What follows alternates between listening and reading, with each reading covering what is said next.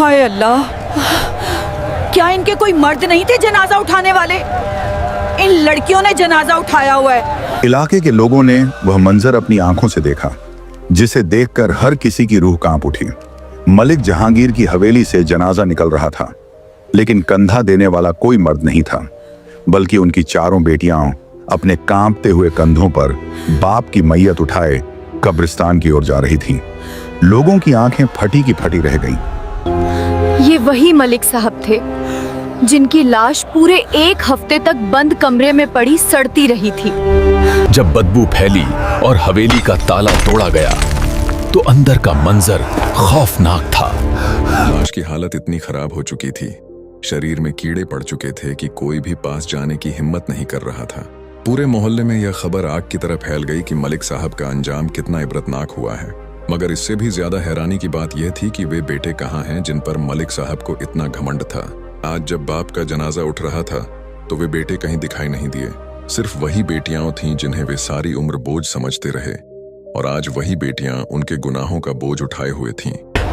मैं इस मनहूस का जनाजा नहीं पढ़ाऊंगा।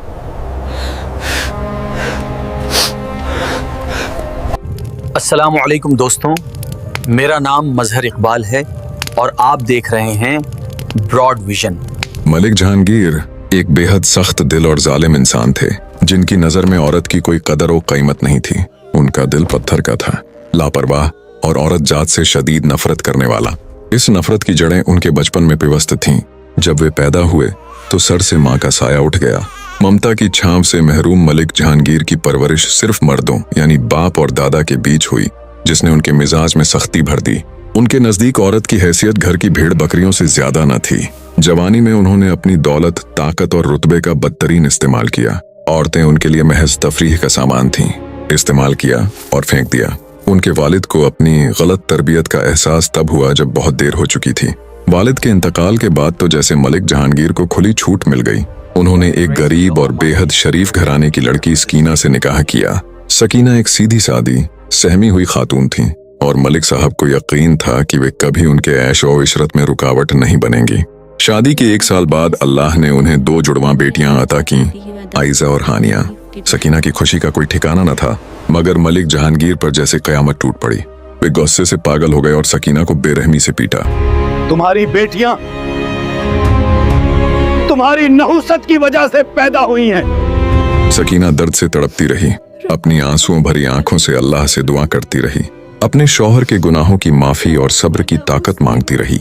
मलिक साहब ने उसी वक्त फैसला सुना दिया, ये लड़कियां मेरी हवेली में नहीं रहेंगी।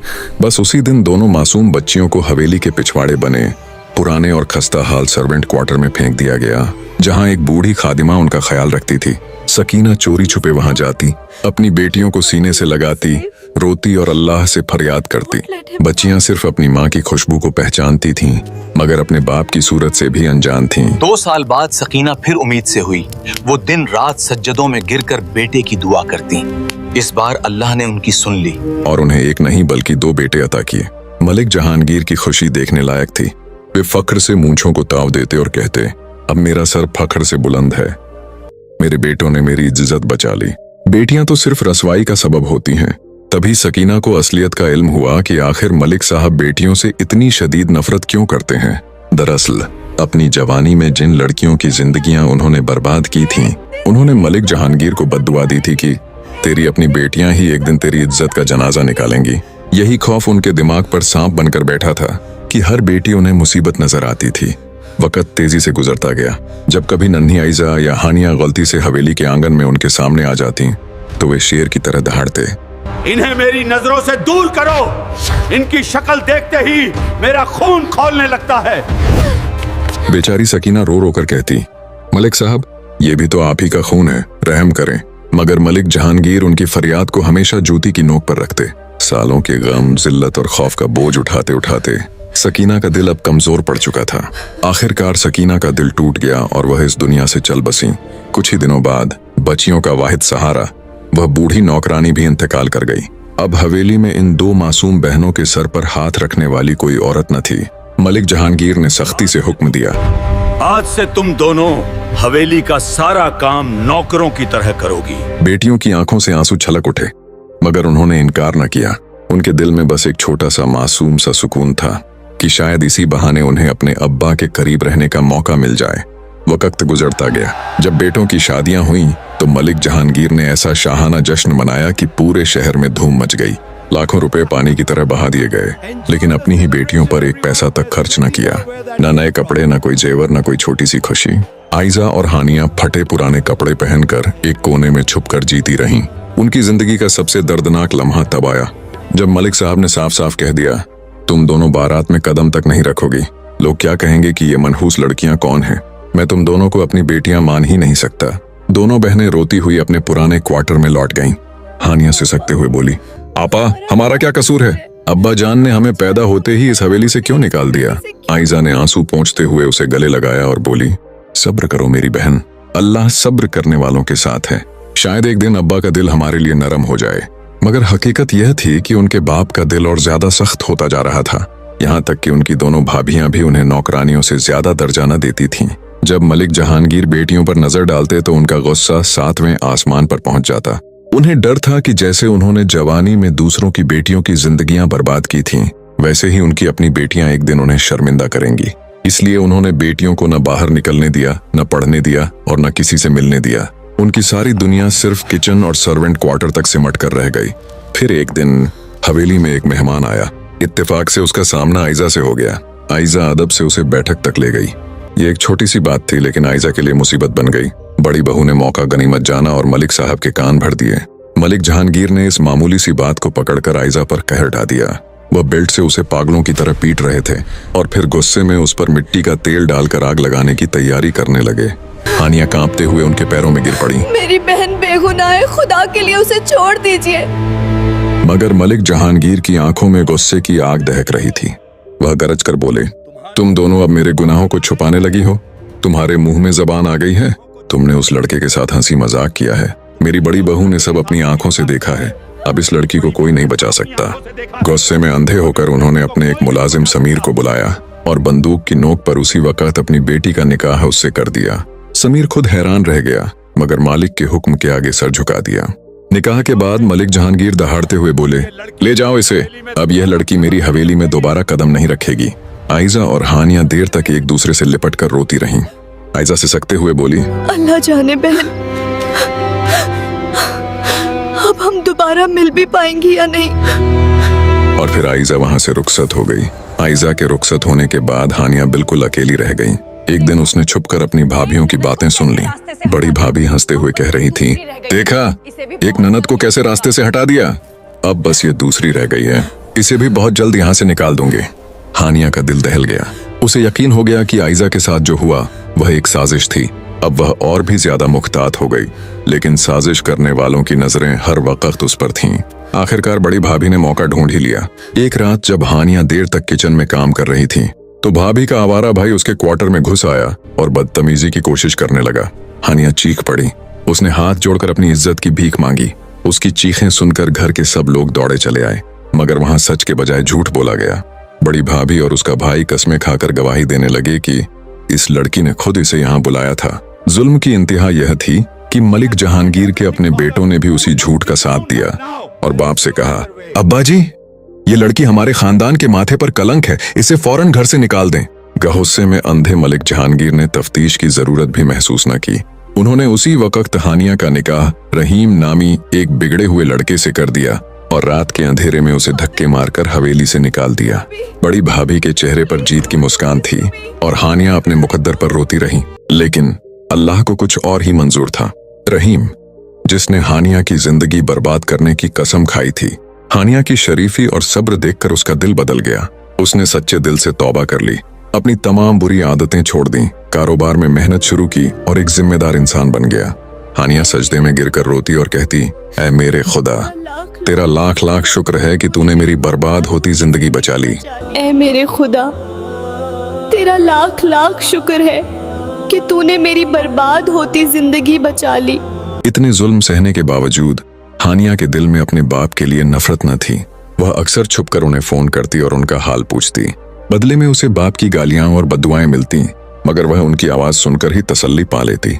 रहीम हैरत से पूछता, तुम्हारा बाप तुमसे इतनी नफरत करता है, तुम्हें घर से निकाल दिया, फिर भी तुम उनकी गालियां सुनने के लिए फोन क्यों करती हो? हानिया नम आंखों से जवाब देती, बस उनकी आवाज सुनकर मेरा दिल ठंडा हो जाता है। वो मेरे बाप है, मुझे उनसे और कुछ नहीं चाहिए। फिर वक्त ने अपना सबसे बड़ा वार किया।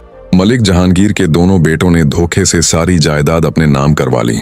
वह अजीम हवेली बेच दी गई, पैसे आपस में बांट लिए और अपने बूढ़े बाप को शहर के एक छोटे, गंदे और किराए के फ्लैट में फेंक दिया। अब मलिक जहांगीर तन्हा थे और जिंदगी में पहली बार उन्हें अपने गुनाहों और गलतियों का शिद्दत से एहसास होने लगा। वह वीरान कमरे में पड़े सोचते, जिन बेटों के लिए मैंने अपनी बेटियों का गला घोंटा, आज वही बेटे मुझे इस हाल में छोड़ गए। उनका दिल बार बार अपनी बेटियों को याद करता, उनके हाथों का बना हुआ खाना, उनकी मासूम बातें, उनकी मुस्कुराहटें, सब यादें तूफान बनकर उनके दिल पर दस्तक देती। मगर उनका जमीर उन्हें मलामत करता, किस मुंह से अपनी बेटियों को बुलाऊं? जब मेरे पास दौलत और रुतबा था तब मैंने उन्हें धुतकार दिया। आज जब मैं भिखारी बन गया हूं तो क्या उन्हें पुकारने का हक है? वक्त और गम ने उन्हें अंदर से खोखला कर दिया था। कई दिनों से तेज बुखार ने उन्हें तोड़ डाला था। उन्होंने कांपते हाथों से अपने बेटों को फोन मिलाया, मगर किसी ने कॉल ना उठाई। बहुओं ने फोन उठाकर उल्टा झिड़क दिया, वक्त पे वक्त कॉल मत किया करें, हमारे पास फजुल टाइम नहीं है। ऐसे में बस हानिया ही थी जो बार बार फोन करके उनका हाल पूछती, मगर अपनी शर्मिंदगी और कमजोरी छुपाने के लिए उन्होंने उसे भी आने से मना कर दिया। आखिरकार एक दिन ऐसा आया कि वह बिस्तर से उठकर पानी का गिलास भी न पी सके। भूख और प्यास की शिद्दत ने उन्हें तोड़ डाला था। वह वीरान छत की तरफ टकटकी बांधे देखते रहे और धीरे धीरे उनकी रूह जिस्म से जुदा हो गई। मलिक जहांगीर, वह इंसान जिसके रौब से दुनिया डरती थी, आज अपने ही कमरे में बेयारो मददगार बिल्कुल अकेले दम तोड़ गए। दूसरी तरफ हानिया का दिल किसी अनजाने खौफ से डूब रहा था। वो बार बार अब्बा का नंबर मिला रही थी, मगर फोन बंद जा रहा था। उसका दिल किसी अनहोनी की गवाही दे रहा था। रहीम ने उसे बहुत तसल्ली दी, ढाढ़स बंधाई, मगर हानिया की बेचैनी बढ़ती गई। आखिरकार वह रहीम के साथ उसी पुरानी हवेली पहुंची। वहां देखा तो अजनबी लोग रह रहे थे। पड़ोसियों ने बताया, बेटी तुम्हारे भाइयों ने तो हवेली बेच दी है और तुम्हारे बाप को पास ही एक छोटे से फ्लैट में छोड़ गए हैं, जहां वह अकेले रहते हैं। हानिया का दिल डूब गया। वह दौड़ते हुए उस फ्लैट तक पहुंची और रहीम से चीख कर कहा, दरवाजा तोड़ो। जब दरवाजा टूटा और वह अंदर दाखिल हुए तो सामने का मंजर देखकर दोनों के पैरों तले से जमीन निकल गई। मलिक जहांगीर की लाश कई दिन पुरानी हो चुकी थी। जिस्म सड़ चुका था, कीड़े पड़ चुके थे और पूरे कमरे में तफफुन और बदबू फैली हुई थी। हानिया चीख मारकर जमीन पर गिर पड़ी। शोर सुनकर आस पड़ोस के लोग जमा हो गए। किसी ने हमदर्दी नहीं की, बल्कि ताने देने लगे। देखा, जिसने बेटियों की कदर न की उसका यही अंजाम हुआ। हानिया ने आंसुओं भरी आंखों से सबको रोका और तड़प कर बोली, खुदा के लिए खामोश हो जाए, मेरे बाप के बारे में ऐसी बातें मत कहें। लाश की हालत इतनी खराब थी कि कोई भी गुस्ल देने या पास जाने को तैयार न हुआ। हानिया ने फौरन अपनी बड़ी बहन आइजा को फोन किया। खबर सुनते ही आइजा और उसका शौहर समीर भी रोते हुए पहुंच गए। फिर दुनिया ने वह मंजर देखा जिसने सबको हिलाकर रख दिया। जनाजे को कंधा देने के लिए कोई मर्द आगे न बढ़ा। सिर्फ दोनों बहनें हानिया और आइजा और उनके शौहरों ने लाश को उठाया। जब जनाजा कब्रिस्तान पहुंचा तो लोग नमाज जनाजा पढ़ने से पीछे हट गए। बोले, यह शख्स बहुत गुनहगार और जालिम था, हम इसका जनाजा नहीं पढ़ेंगे। मगर इमाम साहब ने लोगों को समझाया, किसी इंसान के अमाल का हिसाब अल्लाह करता है, हमें अपना फर्ज अदा करना चाहिए। तब जाकर लोग नमाज के लिए तैयार हुए। आइन उसी वक्त मलिक जहांगीर के दोनों बेटे अपनी महंगी गाड़ियों में वहां पहुंचे। सबने समझा कि शायद बाप की तदफीन में शरीक होने और माफी मांगने आए हैं, मगर उनका मकसद कुछ और ही था। उन्होंने बेशर्मी से हानिया से कहा, अब्बा के कागजात कहाँ हैं? हमें हवेली और बाकी जायदाद के दस्तावेजात अभी चाहिए। हानिया ने ठंडी और सख्त निगाहों से अपने भाइयों की तरफ देखा और बोली, यह जायदाद, यह दौलत तुम दोनों को मुबारक हो। हमें न जिंदगी में इन कागजात से कोई ताल्लुक था और न अब्बा की मौत के बाद। जो बाप हमें जिंदगी में मोहब्बत न दे सका, उसकी दौलत हमें मरने के बाद भी नहीं चाहिए। ये कहकर दोनों बहनें वहां से चली गईं। आज आइजा और हानिया अपनी जिंदगी में खुशहाल हैं। आइजा का शौहर अफसर बन चुका है और रहीम का कारोबार भी बुलंदियों पर है, मगर वह अक्सर अपने बाप की कब्र पर जाती हैं, आंसू बहाती हैं और दुआ करती हैं। उनके दिलों को बस यही सुकून है कि उन्होंने अपने बाप को आखिरी वक्त में तन्हा नहीं छोड़ा। यह कहानी हमें सबक देती है कि दौलत, रुतबा और घमंड इंसान को अंधा कर देते हैं, मगर याद रखो, इंसान उसी वक्त तन्हा रह जाता है जब वह उन लोगों को ठुकरा देता है जो उसे दौलत के लिए नहीं बल्कि रिश्ते के लिए चाहते हैं।